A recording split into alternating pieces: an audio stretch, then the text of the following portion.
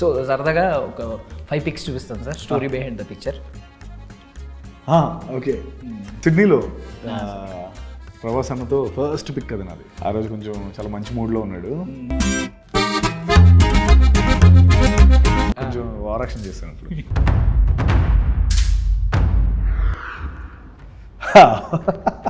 పవన్ కళ్యాణ్ వచ్చారు మా ఇంటికి, అక్కడ ఆయన ఉన్నారు, నేను ఉండిపోయాం అనమాట. సార్ ఏంటి సార్ ఇది? ఇది గాడ్స్ ఆఫ్ ధర్మపురిలో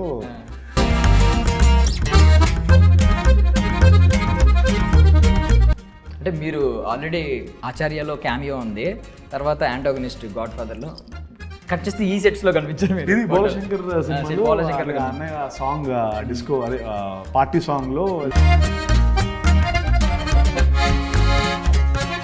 సార్ మీకు ఎవరైనా ఇన్స్పిరేషన్ ఎవరు, ఇన్ఫ్లుయెన్స్ ఎవరు? చిరంజీవి గారే.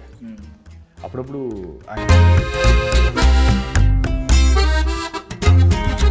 ప్రభాస్ అంటే నాకు చాలా ఇష్టం యాక్చువల్లీ. అంటే ఆయన కోసమే నేను సాహో, ఆయన తెలుసో లేదో కానీ సాహో అన్న ఫిల్మ్ నన్ను డబ్బింగ్ చేయమంటే నేను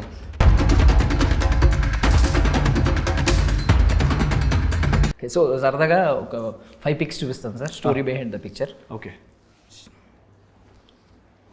ఓకే, సిడ్నీలో ప్రభాస్ అన్నతో ఫస్ట్ పిక్ అది నాది. ఆ రోజు కొంచెం చాలా మంచి మూడ్లో ఉన్నాడు, అందరూ దిగుతుంటే నేను కూడా అలా దిగా. అయితే ఆ రోజు నాది అయింది ఆల్మోస్ట్ ఒకటే హెయిర్ స్టైల్. అవును సార్, అది నేను కనిపెట్టలేదు. అవును, మీరు దీనికోసం చేయించుకున్నారా? దానికోసం చేయించుకుంది. ఓకే, ఫస్ట్ ఫిల్మ్ కదా, కొంచెం వారాక్షన్ చేశాను అప్పుడు. మిమ్మల్ని డార్లింగ్ అని పిలిచేవారా, ఏమన్నా వేరే వేరే టైం ఎవరు ఉండేది? అంటే మరీ అంత క్లోజ్ కాదు, ఒక 2 టైమ్స్ పిలుస్తూ ఉంటారు కదా. అసలు ఆయన చూడడమే మాకు మా ప్రభాస్ అన్న అని అలా ఉండేది. అంటే నలుగురుమే ఫ్రెండ్స్. ఆ రోజు కొంచెం ఫ్రీగా ఉంటే ఫోటో దిగాను. ఇది వైజాగ్లో మనోజ్ అని నా వెరీ క్లోజ్ ఫ్రెండ్, వాళ్ళ ఇంట్లో పవర్ స్టార్ గారు వచ్చారు అప్పుడు. మేము అప్పుడు క్రికెట్ ఆడుతున్నాం ఏయూలో. ఆ మొహం చూస్తే నీకు అర్థమవుతుంది, ఎండ మండు టెండలో మండి మొహం అంతా నల్లగా అయిపోయి ఉంటే, అరే పవన్ కళ్యాణ్ వచ్చారు మా ఇంటికి అని అంటే, మొత్తం ఆ బెట్ మ్యాచ్ ఆడుతుంటే బెట్ మ్యాచ్ వదిలేసి బళ్ళు వేసుకుని సర్రమని ఇంటి వరకు వచ్చేసి అక్కడ ఆయన ఉన్నారు. చూస్తే అసలు ఏం అంటే ఆయన కళ్ళు వెరీ పవర్ఫుల్ కదా, నేను ఉండిపోయాం అనమాట. ఆయన వచ్చి దిగండి అని ఫొటోస్, ఒక 3 ఫ్రెండ్స్ అంతే, మా ముగ్గురే పిలిచాడు మనోజ్. వాళ్ళ ఇంట్లో అంటే మనోజ్ వాళ్ళ రిలేటివ్ వాళ్ళు, పవన్ కళ్యాణ్ గారు మనోజ్ అంటే అన్నయ్య వాళ్ళ రిలేటివ్ తను మనోజ్ అని. సో వాళ్ళ ఇంటికి అప్పుడు వైజాగ్ వచ్చినప్పుడు వాళ్ళ ఇంటికి వచ్చారు, వస్తే మేము వెళ్ళాం అక్కడ. పైగా ఆ కళ్ళుకి తగ్గట్టు ఆ టైటిల్ ఒకటి పులి అని పెట్టారు కదా. అవును, అది పులి సినిమా. పులి సినిమా సరే ఏంటి సార్ ఇది? ఇది గాడ్స్ ఆఫ్ ధర్మపురిలో నేను అందులో క్యారెక్టర్ని అసాసినేట్ చేయడానికి వెళ్తాం, చంపడానికి వెళ్తాం. అప్పుడు నేను ఫేక్ ఐడి క్రియేట్ చేయాలన్నమాట. సో మేసం ఒకటి పెట్టుకొని స్పెక్స్ పెట్టుకొని ఫోటో దిగుతాను ఇలాగ. 1960s జరిగే ఫిల్మ్ కదా, సో అందుకని అవతారం. ఏదైనా ఫ్రీడమ్ ఫైటర్ గుర్తొచ్చాడు? అవును, అనిపించాడు, కరెక్టే. ఇప్పుడు అనిపించాడు, ఆ కళ్ళు అవి చూస్తే ఎవడో ఫ్రీడమ్ ఫైటర్ లాగే ఉన్నాడు.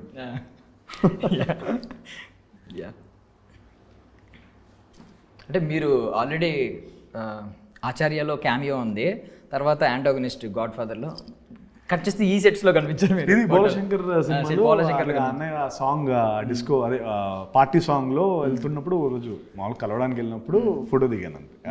సో అంటే ఆల్మోస్ట్ అన్నయ్య సాంగ్స్ అప్పుడు నేను ఆయన డాన్స్ చూడడానికి వెళ్తూ ఉంటాను. అంటే ఒక అభిమానిగా నాకు ఇప్పుడు ఆ కొంతపాటి అవకాశం ఉంటుంది కదా వెళ్ళి చూడడానికి. ఎప్పుడైనా ఛాన్స్ ఉన్నప్పుడల్లా డాన్స్ అవుతున్నప్పుడు వెళ్ళి ఆయన ఎలా చేస్తారో చూస్తూ ఉంటాను. సార్ మీకు ఎవరైనా ఇన్స్పిరేషన్ ఎవరు, ఇన్ఫ్లుయెన్స్ ఎవరు?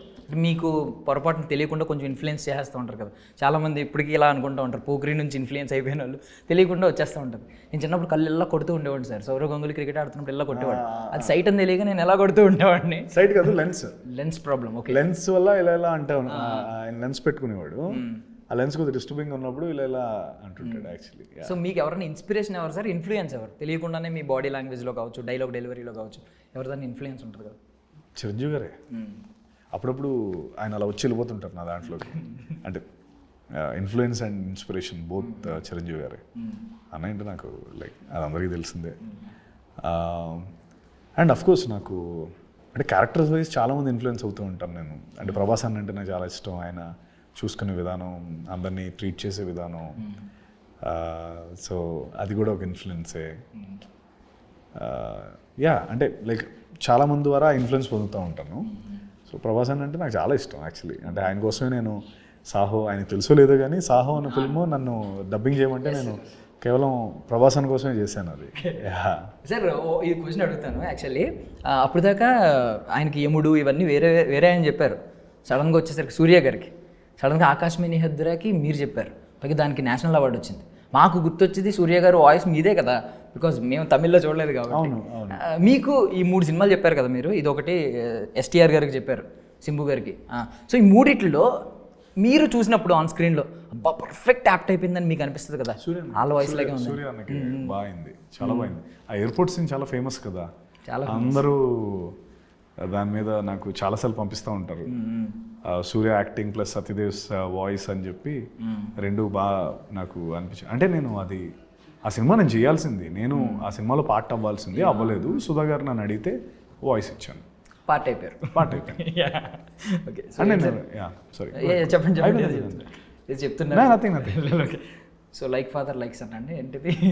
ఇది మామూలు ఊరికే డాడీ చిన్నప్పుడు నాతో దిగిన ఫోటో, మొన్న నేను మా బుడ్డోడితో దిగిన దానికి.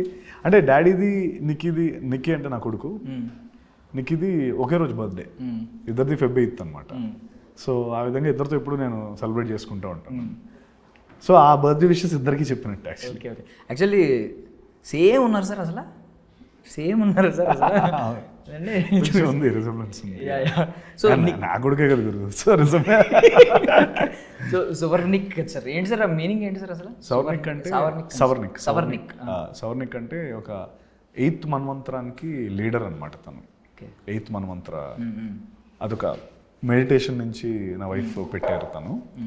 వాడికి ఆ పేరు పెట్టాలని ఎప్పటి నుంచో. సవర్ణిక్ ఋషి, ఒక ఋషి, అది ఋషి పేరు. ఒక 8th మన్వంతరాస్ ఉంటాయి, 8th మన్వంతరాకి అతను లీడర్ అనమాట. సో ఆ విధంగా వాడికి ఆ పేరు పెట్టాం. ఓకే. సో సార్ ఇది ఒక్క ఫోటో సార్ జస్ట్ ఫైనల్గా.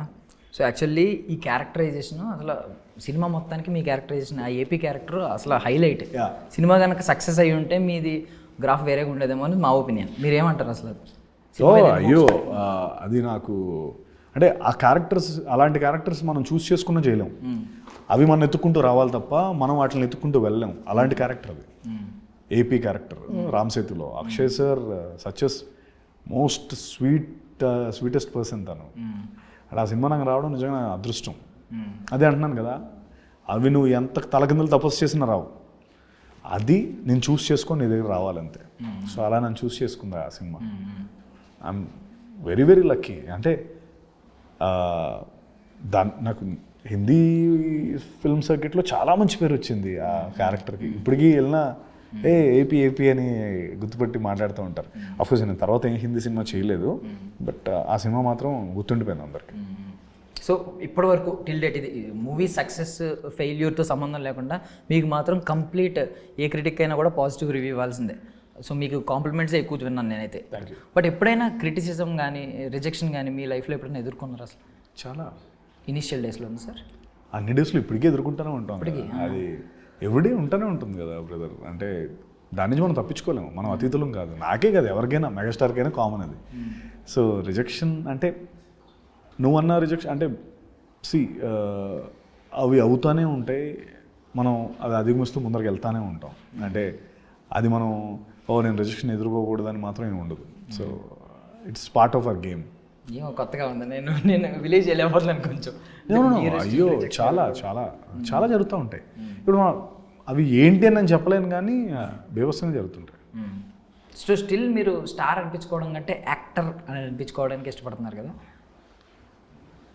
నాకు ఏమనిపించుకోవడం కంటే ముందు సినిమా హిట్ అయితే బాగుంది అనిపించుకుంటారు.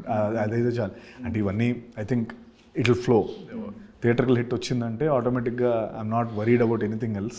నా సినిమా ఆడి ప్రొడ్యూసర్ డబ్బులు వస్తే more than happy. Okay. So finally zebra గురించి కూడా చెప్పాలి కాబట్టి అడిగాను సార్. అదే సార్ మీరు ఒక మేజర్ 3 పాయింట్స్ చెప్పండి ఆడియన్కి, ఎందుకు రావాలి అసలు సినిమా కానీ. బేసిక్ క్వశ్చన్ ఇది. Basic screen play, cost, the world of zebra,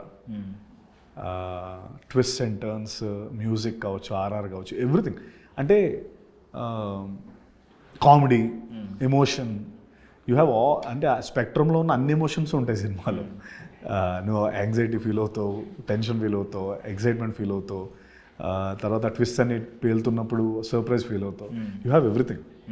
it's a complete package of theatrical experience. It's a custom made theatrical experience. అంటే కష్టంగా చేసిందని కాదు, కష్టం.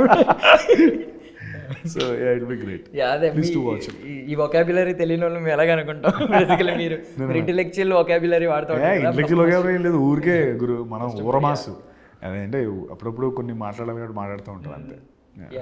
So why didn't Malayalam sir? Malayalam ఒక్కటే ఎందుకు చేయలేదు? మలయాళం అదొకటి నాకు తెలియదు, లాజిస్టికలీ అది వర్కౌట్ అవ్వలేనట్లేదు. చేద్దామని ముందు ప్లాన్ ఉండింది, ఏమో లాస్ట్ మినిట్లో అది వర్కౌట్ అవ్వలేదు. అందుకే 4 లాంగ్వేజెస్.